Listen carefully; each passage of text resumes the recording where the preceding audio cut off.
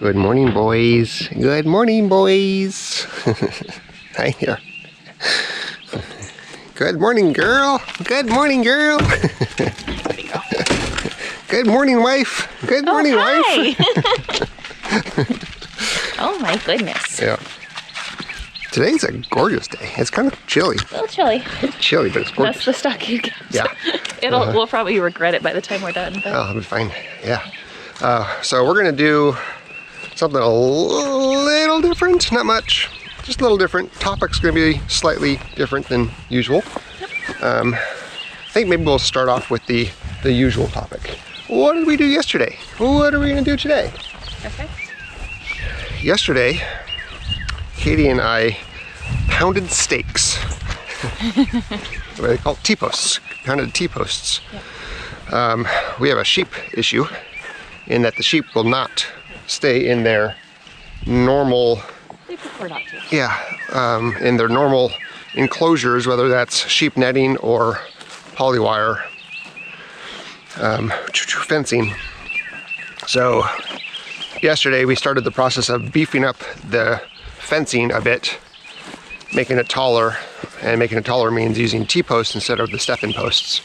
So we'll show that a little bit along our walk if we go down that way. We also moved the chickens into the first hoop coop, and we mixed two flocks together, the barnyard mix, and then also the... Those are not the barnyard mix. Oh, these are not the oh shoot, I'm sorry, these are not the barnyard mix. These are our male breeding stock with the female meat birds that got picked on because we weren't going to use all the meat birds for meat. We were going to breed some of them for later down the road meat, so we wouldn't have to continue to order each time. So that's what these guys are. Yeah. So had a little bit of an issue with integrating them, and you can see that there's two of the birds that have blinders on them because they were going well beyond the establishing rank activities. There was a lot of picking going on. So I'm probably actually, you know what I want to do today? I want to bring a coop up here and I want to get the meat birds out, and we'll just separate them. And then, okay, so that was pretty much yesterday. And we moved the birds and we started the fence. Right, yeah, and we'll finish that up today, the fence. Yep. And then get the sheep moved because the sheep currently are just in a small paddock. It's a single sheep nets size paddock that we move every single day. And they devour all of the green in the netting area on a single day. So in fact, we need to move them. Actually, we can probably let them free range today. Yeah. And then just move them into their paddock. Give them their last day of freedom. Yeah, because we'll be done with that paddock. Yep. So let's not walk the Katy path. I'm not going to. Okay, let's walk the we'll take your easy road. Yeah, take the neat path. Okay. I like the easy path in life. The dogs have been getting into things. What is this? This is a sandwich wrapper. Oh. Oh, it's one of your pals. Oh, yeah. Yeah, we discovered pals out here. Good. Their fries are really good. Yeah, I like their fries. All right, so what is that? That's a wrapper for chicken feed. Chicken feed, or some sort of feed wrapper. Either they got into the trash, which we started putting the trash up high into a trailer that we're storing for a friend. Thank you, Bob, for your trailer. But if it's really windy. Anyway, it got really cold last night, so they probably were keeping warm. Yeah. So today we were gonna kind of switch it up, and we always get a lot of questions about our lives before homesteading, our lives before we started this journey, kind of what Nate did before he retired and became a homesteader, what I do, and all of that. So we thought we'd take today to kind of talk through a little bit of history and getting to know us a little bit better. Yeah. Some of this may be repeat for some of you. It's also probably new for others of you. Yep. And so maybe we'll get a little extra golden nuggets in there for those that have heard this story before. But we need to get the... Is this... Yeah, here's the What's that? Hot? No, the sheep thing's not hot right now. Okay, I'm just gonna open it up for him. Oh, you're gonna, let's open it on the other side. Okay. So that way they don't come over to the carport. Okay. Maybe we can get them to get over into that area where it's all brushy. All right, start talking about your life. Okay. All right, so I was born and raised just outside of Portland, Oregon.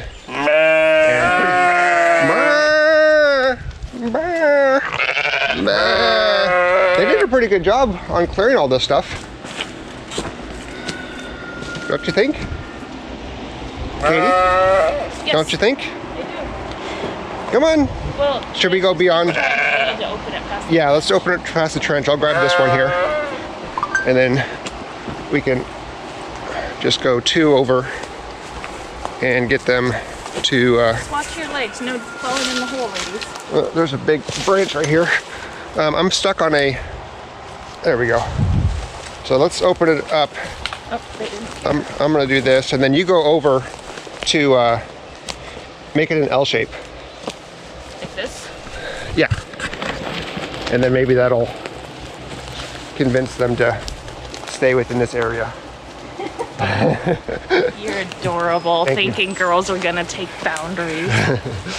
All right, so born and raised outside of Portland, Oregon, my entire life. Didn't really stray too far from kind of that area. But basically what that means was I was a suburb / city boy my entire life, and really had a fantastic childhood. And like the idea of Sorry. growing my own food, raising my own food. Where did Levi go? He probably took off. It didn't even exist in my mind. I didn't even know that world existed. Yep. Growing up as a kid, my family we didn't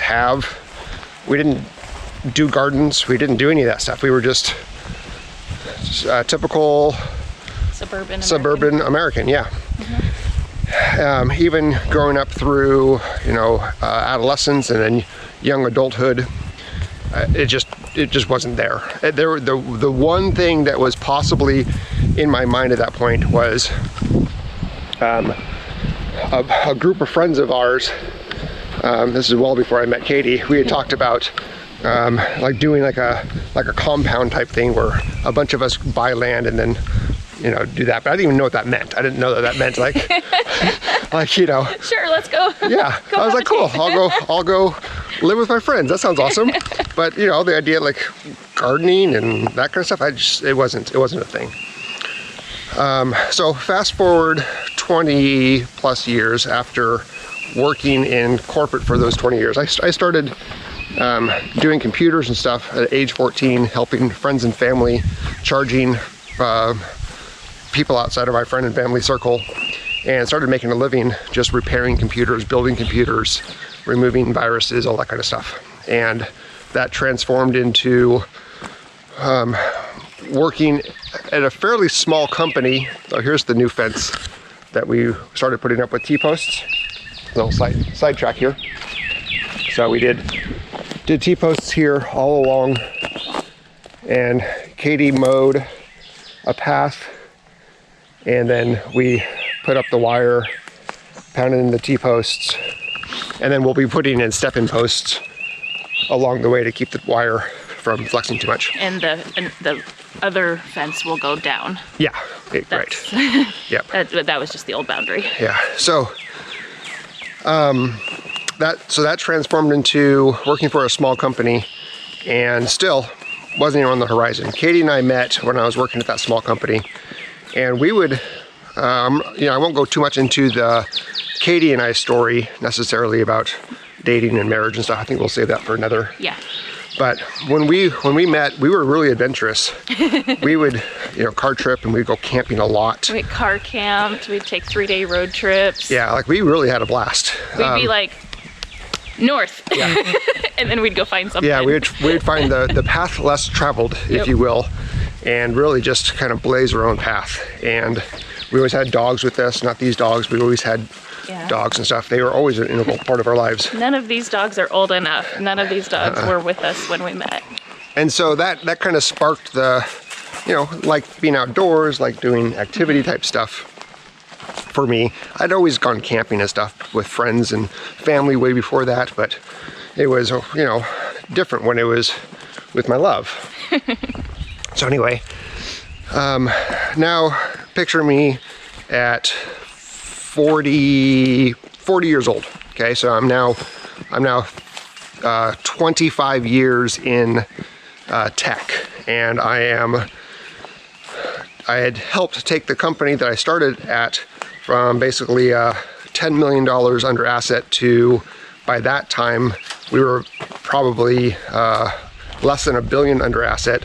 A couple years later, by the time I left, we were like $4 billion under asset. So we really grew, and I was part of that, an integral part of that growth. And I had grown the IT department, the department that I was running, information technology department, substantially from basically myself to about 25 to 30 employees, I think. And so we were everything from systems to development to analytics, which, so that was really stressful. I really enjoyed the beginning phases of that, the growth portion of it, and when we were kind of more of a small shop. But once we started getting more corporate stuff, it just became too much for me. I was really not happy. And I would notice on my off time, I would spend outdoors. I would either be working on a house that Katie and I had purchased, our first house as ours, as a couple, just outside of Portland in a suburb. I would be still in Portland. I guess it was. Yeah, it was. That's true. Technically, it was on the very outskirts of Portland. Yes. I told him I'm not a suburban wife. You have to live in the city. So we were literally 1 block from the suburban that is right, line. we were, yeah. So I'd be working on the house, working on fixing things up, minor repairs, removing decks, all that kind of stuff, and started my first venture of growing food, growing a garden. We have an amazing garden. Yep, and that was tomatoes and some corn and lots of lettuces. Lettuces and herbs. Cabbage and herbs and. So, and we got a lot of inspiration from our next door neighbor because she was an amazing gardener. She was like a botanist. She knew all about different plants and botanicals, and she worked for a natural skincare company, so she knew about all of how to utilize what you grew to enhance your health. So we learned a lot from her. And I really enjoyed that. I would de-stress by going and working in the garden, working on projects. Don't forget about Thelma and Louise. And then we, a few months before we left Portland, before we packed everything up and left, I had ordered some chickens, and it was our first chickens, 4 chickens, 2 cream leg bar, and 2... It was 3 chickens, 2 Americanas, 2 cream leg bars, and 1 was a different one. I don't remember what it was. And we named them Thelma and Louise and something else. But that was our first, built a little chicken tractor, was doing trying my hand at composting, all that kind of stuff. And this was inspired, and I was really learning and reproducing the ways of Justin Rhodes and the haulers and Sow the Land, the people that were really common on the YouTube space of homesteading. So I really thought, I really enjoyed that stuff, and I really thought that I could reduce my living expenses by growing my own food, and I wouldn't have to work so hard. I could maybe work a little bit less in corporate. Well, none of that was true. And so we finally just realized that, I'm now 45, now I'm 47. I was 44 at the time, and I was like, I have to make a life change. Part of this was also, our kids were coming to the age of graduating from high school, and we felt that, they were kind of building their lives. They had their friends and girlfriends, and we thought, well, now's the time where we could sell things and do something different. And if they wanted to come with us, Yes. they could. Oh, they absolutely. were welcome. Yes. Or if they wanted to stay and start, you know. We'll just turn to the, Okay. yeah. And start their lives, they could. So that was kind of, we gave them the options. Yeah, yeah. Before we go too much further, do you want me to start with mine? Yes. Okay. I'm So, gonna have you hold this. That's okay. So for me, I was born and raised in Omaha, Nebraska. So Midwest girl. And so if any of you all watched our property search videos, when I kept saying this is not flat, it's because that's what I was used to, flat farmland. And so it took a while for that different mentality to set in that, oh, you can farm on hills. I left home after I graduated high school. I graduated high school at 17, a full year early as a junior in high school because I had the grades to do so. So I went straight into college and kind of in work. I worked in retail and I ended up leaving college early for some personal family health reasons and never went back to college because I did so well in retail and I got promoted so quickly. So I was a retail manager for 15 years and I really loved it, and that's what I was doing when I met Nate. And it moved me all over. So it moved me from Omaha to Minneapolis, Minnesota, where I worked at Mall of America for 3 years and I managed 2 different stores there. Then it needed my expertise on the West Coast because my expertise was finding problems and solutions and figuring out how to clean it, how to make it better, how to improve it, and how to retrain and restaff stores. And so I actually became the district trainer, and it was in the pet industry, so I know a lot about pets. I've had a lot of experience with animal husbandry, with taking care of animals, with working with veterinarians. So my background is really passionate about animals. I've helped with dog grooming. One of my first jobs was as a dog groomer. I have done a lot of dog training. So that's kind of where the comfort for animals came in. As I was growing up, my grandparents on both sides were farmers, just farmers very differently. So I would spend summers or weeks during the summer at either grandparents' house, whether in Biloxi, Mississippi. My grandparents were flower farmers and would spend their weekends at farmers markets, and I would go and play with all the baby chicks and all of the different animals. And then my other set of grandparents actually had about a 300-acre farm in Iowa and had over 300 hogs and did beans and corn. And I really loved driving the bean buggies and spraying the beans. And I would be the front seat. It was a little three-wheeler. My grandpa to the left of me, my grandma to the right of me, behind me. And I'm like, shoom, shoom, shoom, shoom. And of course, this was big ag, right? So very different than how we're farming. But it just kind of instilled that passion in me, shucking the corn, helping deliver the baby piglets and keeping them safe so mama didn't lay on them, and making sure, scooping the poop, and having to wear bandanas in your hair because if you've ever been in a swine factory, you don't get that smell out of your hair. So learned a lot from my grandparents. And so for me, that passion to own property and have animals was always there. And circumstances in my life made it so that it was never a reality, but it was always a dream that I really wanted. You can hold that after coughing. Yep. It was always a dream that I had and a passion I had. So when Nate and I met, like he said, we were very adventurous. We were very spontaneous. We just would wake up one morning and decide we were going to do something different. And we just loved that passion in one another. And I had been probably dropping hints for at least 8 years about, let's start a garden, let's start, homesteading, let's maybe move out of the city. And it was just never something that I think he really thought. And then something clicked at work and he started watching YouTube.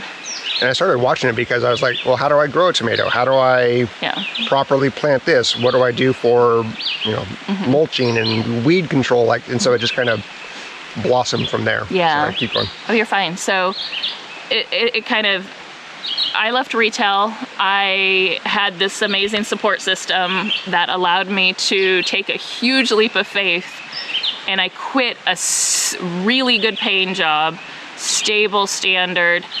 I finished my degree. I went back to school. I had finished my my associate's and my bachelor's degree, and I couldn't get a job in HR, and that was something I was really passionate about. So took a leap of faith and started contract working. At minimum You wage. started at the bottom. I did. You restarted, yeah.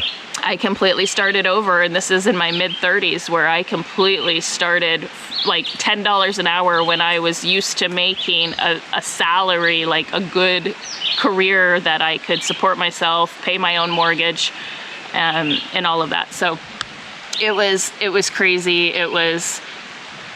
But it just kind of showed my personality that I wasn't afraid to start from nothing and build it up, because again, it goes back to what I did for a living, and I knew I could do that. I knew I could look at something broken, you know, like this property, and see the beauty in it, and I knew that we could put it back together, because Nate, he doesn't give himself enough credit. He is so capable. He is so handy.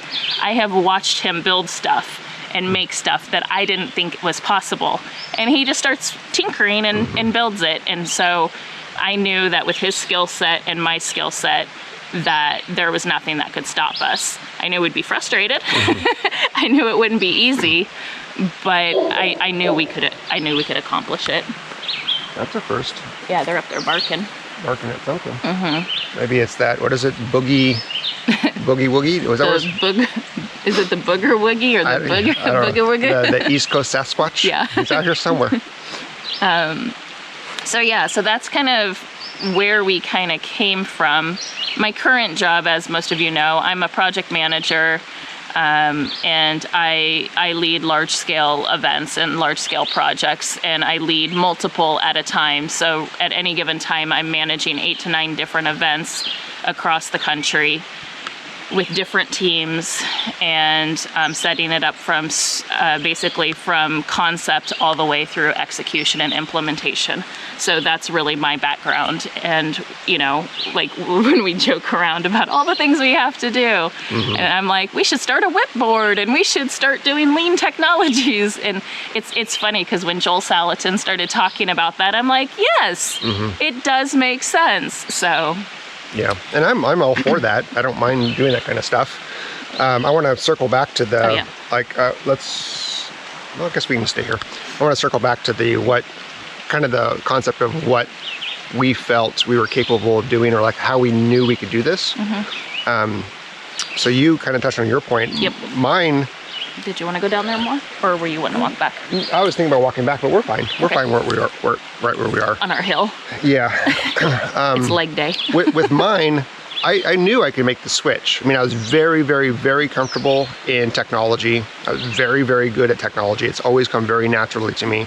But I wasn't really in the hands-on being a tech role anymore. Now I was managing people, and that was something I didn't necessarily enjoy, and I wanted to get away from it, but I still was doing it. And I think the people that I led, they really appreciated the way that I led, and the way that I managed them. I mean, several of them have made the journey from the West Coast, from Portland area, out here to visit the farm with us. So, you know, I've made a lot of friends with that. So anyway, side tangent. I have always been the kind of person where if I kind of just start tinkering around or read something or watch YouTube videos, I can figure it out. I've never doubted myself about being able to do it. There is a lot of doubt in me. Like there's a lot of doubt. I don't take criticism very well, because I had kind of a personal thing, but like my father is pretty darn critical of me, and that's still, even I'm 50 years old, it still kind of plays a role. So, but I always knew that I can do it. Like I made a comment to my mom at one point. I said, this is going to be a big transformation for us. I know that I'm going to I know we'll succeed. It'll just be hard, because it's a completely new lifestyle, all new things to learn. And it's a massive amount of stuff to learn, but we're doing it. And then coupled into that is the fact that, I think they're okay. Coupled into that is the fact that we're doing this publicly on YouTube. Yeah. Which this is a surprise to both of us. Yes. We're both pretty... Introverted? Introverted, yes. We like our personal space. It's not that I don't like to be around people, I do, but I get really anxious when I'm around people. Friends, family, strangers, it doesn't matter. I get anxious. I think that's where the awkward is awesome came from. Yes. And the words are hard. Those two kind of came from just our both of our social anxiety and angst, which is hilarious because we're on YouTube and for a living I literally do careers. Right. Or, so I mean, events. This whole YouTube thing really does push the boundaries for us in terms of comfort. I enjoy doing it. I really do enjoy doing it, and it's a way for me to connect to people without having to be face-to-face with people, which does help. I can edit out things that I say, which is nice. In fact, there was a comment that I know is very well-meaning. It was like, Nate, you're a perfectionist. You always need to portray like things are perfect. And I do like to edit out some of the mistakes and stuff, but I also keep a lot of mistakes in. Yeah. Or, you know, we do show that things are hard because they are hard. But I do also like to show things, you know, are working. Yeah. Yeah, because we always want to be honest, and we don't we don't want to portray that this lifestyle and you can just leave the city and go buy this rundown property and in a year you're going to be successful, because that's not the reality, or that it's not going to cost you a lot of money. We want to be honest and show like, hey, you know why projects take a lot longer? Because there's literally one person working on doing all of this, because I work full time. So and there's just too many things to bounce around to, and you know, I'm like, no more projects, and then a priority comes up, like the RV water pump just broke. Yep. So now it's like, well, sorry, honey, but that's a priority. We have to shower and drink water. Those things just happen. But we're doing this on YouTube, which really triggers some of the criticism portion for me. Like Katie reads all the comments and responds, because I'm afraid of having that one negative comment out of the 99 comments. The positive comments, yeah. Right. And but it also helps push us along, because it's no longer just us doing it for ourselves, it's also us doing it for accountability. Thank you. Yep. But the reason that we did he fall into that? No, I think they're just playing. Oh, okay. The reason that we do YouTube is not just for the income. There's a portion of income there, but I really enjoy. Oh, they play so rough. I do enjoy sharing our story with you all. Friends and family were kind of the first. They do this every walk back. Okay, you guys are getting a little rough. Okay. Winston, you're getting a little bit rough, buddy. Let's go.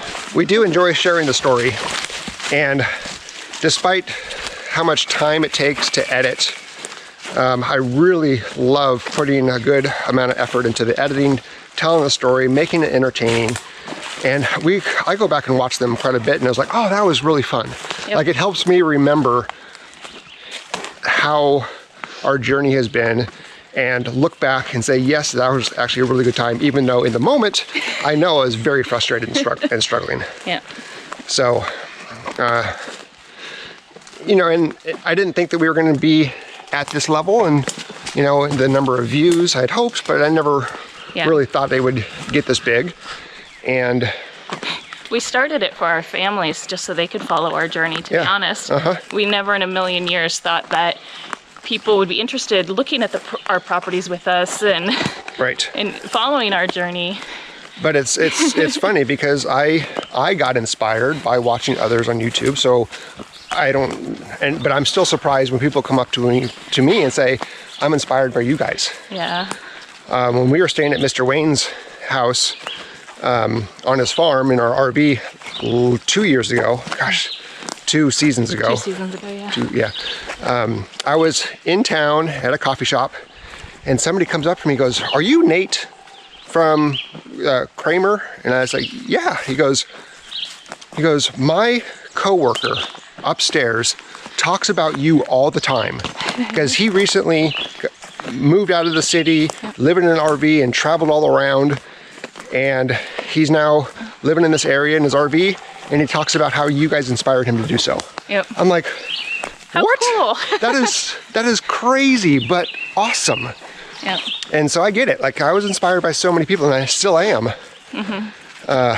So I think that's kind of why we do it. But it's hard for me at times. Yeah. So, yeah. All right. Well, I think that's a really good. Yeah. I mean, I think that gives a lot more detail into kind of our background, at least from a work perspective, and why we got into homesteading and why we got into YouTubing. So yeah, I just can't do the corporate thing anymore. I probably could if I had to, but I got you, babe. Well, for now, and then we'll build this up, and Yep. we'll get you out of it too. But Yeah, and that's, we talk a lot about, we switch projects and we switch gears a lot because there's the internal struggle of, this is expensive, and we're not independently wealthy people. So we do have to work for everything that we build, everything that we buy. Every time we hire help, that's a huge sacrifice. As much as it's helpful to us, right. That's, several paychecks that I have to stash away to have somebody come and help us with a small project. And so we do have a lot of internal struggle of which priorities do we need to prioritize. And it may not make sense to you all, but we have our plan of what we feel is important to get us more financially secure. And so sometimes it means we do a lot more ourselves and it takes longer. We know it'd be quicker to hire help, but we also know that'll take away from other projects. Yep. So it's kind of it's a hard balance that we kind of, I don't think we share a lot of that, but we try to be transparent about it.